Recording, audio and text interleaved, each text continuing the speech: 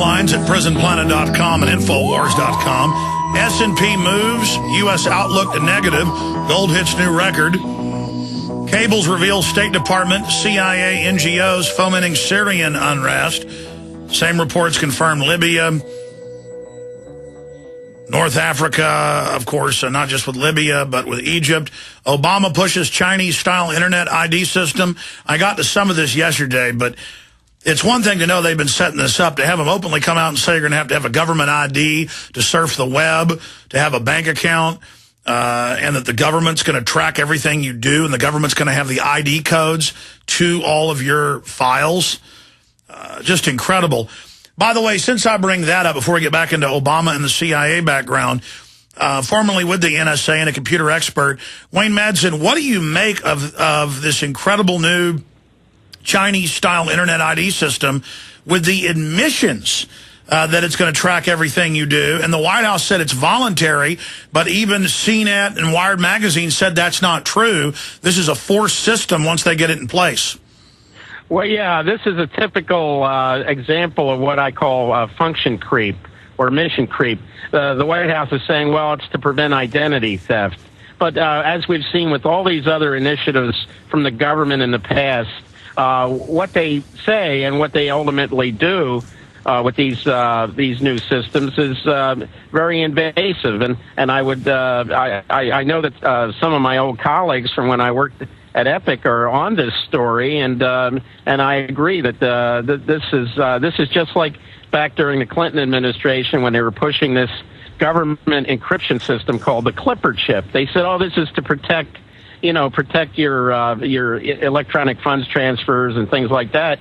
Yet the government would hold the key, and there was a huge battle over that. And here we go again with another initiative, and it looks like, look, I mean, you look at Janet Napolitano, the Homeland Security Department, and the people that Obama has put in these national security positions, and all of them, every single one of them are for massive surveillance systems. It's in some respects, it's actually worse than Bush.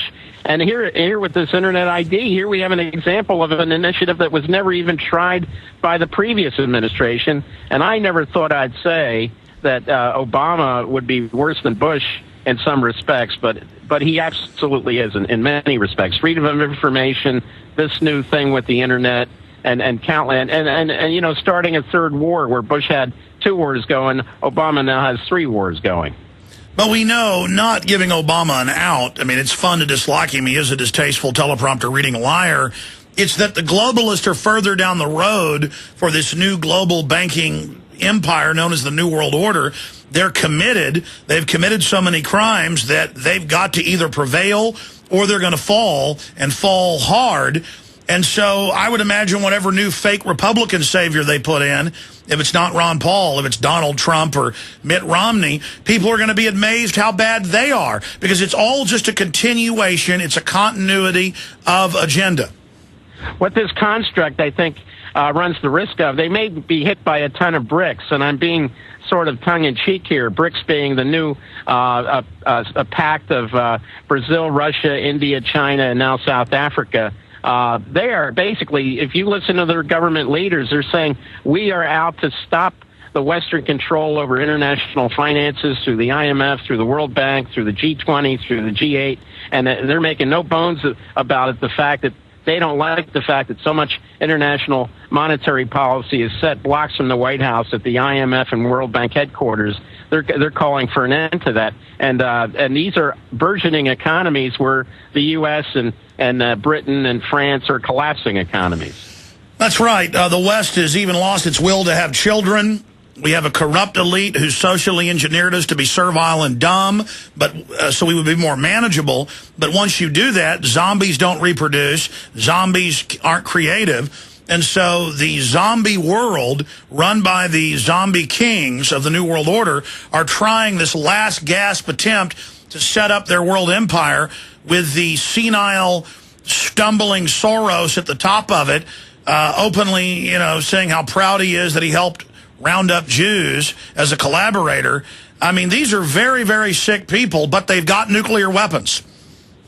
Well, they do, and I mean, we look at we look at what the U.S. is doing around the world, and this projection of military strength and military aggression. I've heard no one say, "Wait a minute, here we've got a country that has no respect for international law with weapons of mass destruction." I haven't heard anyone say, "Well, maybe they should be removed from these people." All right, stay there, Wayne-Madsen. I want to, in one more segment with you, get your intel on what's really happening in the Middle East, North Africa. I mean, now it's just admitted that the West financed the whole thing. Incredibly criminal. Overthrowing their old favorite dictator, Mubarak. Where that goes next. The Saudis saying they're going to cut oil output, that they've been double-crossed by the West. We'll talk about it all. But, Wayne, getting into your view, your take, the breakdown on what's happening in the Middle East. We know it's globalist-backed, but the larger question is why? What is the end game? Wayne-Madsen. Well, I saw what happened in North Africa, starting in Tunisia and then in Egypt and then spreading to Libya and now Syria. Look, we had riots against the austerity measures being imposed by the IMF in Greece. We saw general strikes in Spain and in Portugal. We saw mass demonstrations in Italy. This, of course, these demonstrations went south on the Mediterranean coast. They affected Tunisia and Egypt and now Syria. And what we're seeing is an attempt from these latest cables that have been released, the U.S. backing the Syrian opposition, the CIA giving them money, USAID, the Soros-connected NGOs, just like we saw after the initial uprising in Libya. How what these elitists are trying to do is ensure a soft landing. They want to make sure that whoever comes in after Gaddafi or Mubarak or Ben Ali in Tunisia or Assad in Syria is somebody they can deal with, somebody they've nurtured. And here we have in Syria the fact that the groups that have been funded by the CIA and USAID and the NGOs have these groups are based in London. That reminds me of one Ahmed Chalabi, the Iraqi National Congress, living in the most expensive neighborhood in London, who was being groomed to take over from Saddam Hussein.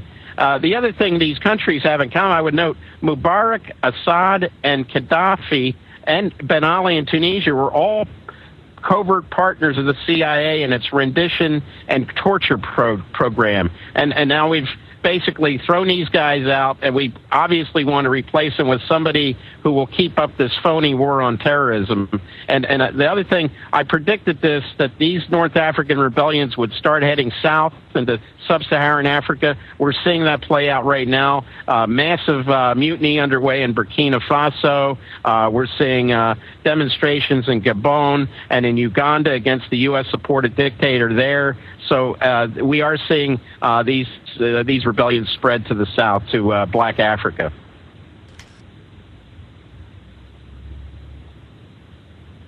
In Saudi Arabia, what's happening in Yemen, Bahrain?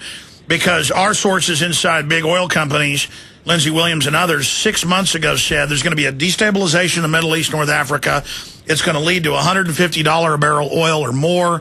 The Saudis are going to be double-crossed. They've invested in the dollar. As the world moves away from the dollar, the West isn't just going to cheat them out of their T-bills by devaluing them. They're also going to basically overthrow them. An end of this 100 years of British intelligence officers being the Saudi royal family, Bedouins they gave a crown to and some machine guns and hand grenades and said, you're the king. Since our sources said this 6 months ago, we've seen the Saudis run to Russia, run to China. They're openly talking about a double cross. Normally, during an economic situation like this, they would increase output. Now they're saying they're going to slash output with a sarcastic statement about saying market is oversupplied as oil prices surge towards record prices. What do you make of all of this? And from your research, do you have anything that backs that up, that there's a plan by the globalists to basically overthrow not just friends like Mubarak, but other seedy, sickening, inbred scum like the Saudis? Oh, I think that's always in the cards. Right now, I think the U.S. is trying to protect its military interests in the Gulf region. The support we've shown for the regime in Bahrain, which hosts a U.S. naval base, the headquarters of the 5th fleet. I think right now we're trying to shore up those regimes. But the deputy Chinese foreign minister said something very interesting at the BRICS summit on Hainan Island in southern China. He said that there are other countries who he would not name who have asked to join this anti-NATO, anti-EU, anti-U.S. New grouping of nations that are basically positioning themselves to pick up the pieces after the collapse of this American empire. And I would not be surprised if the reason he didn't mention the names of the countries, I would think that maybe Saudi Arabia could be one of them. Certainly, I would think Turkey, which is a growing regional power politically and economically, is also a country that would like to divorce itself from the United States and go with this new alignment. Isn't that, though, part of the globalist grand strategy? These giant capital pits run by the Rockefellers, the Rothschilds, the Soroses. Because we see their minion, Geithner, 2 years ago in China, and now again 2 weeks ago saying, yes, we're looking at something that's an alternative to the dollar. We like this. And the globalists that have used America are basically done with us now. They've run up our credit card. They've destroyed our name while carrying out their operations. And so now they're basically hedging their bet, moving more in an alignment with the BRIC nations. I mean, look at the bailout of General Motors. Billions to Brazil to build plants. Billions to Eastern Europe. Billions to China.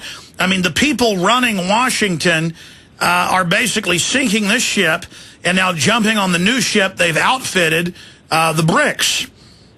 Well, they may want to join up, but I listened to, for example, the Brazilian finance minister, the trade minister of South Africa.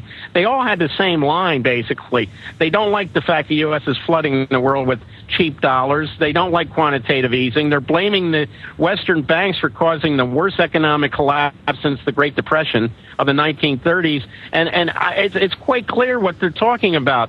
They're saying the day where these old white guys sit in Geneva and London and New York and call the shots, and here in Washington, that those days are over. And I think that the mere fact that whatever Geithner's saying, he's trying to protect himself. But I think this is also a cultural thing.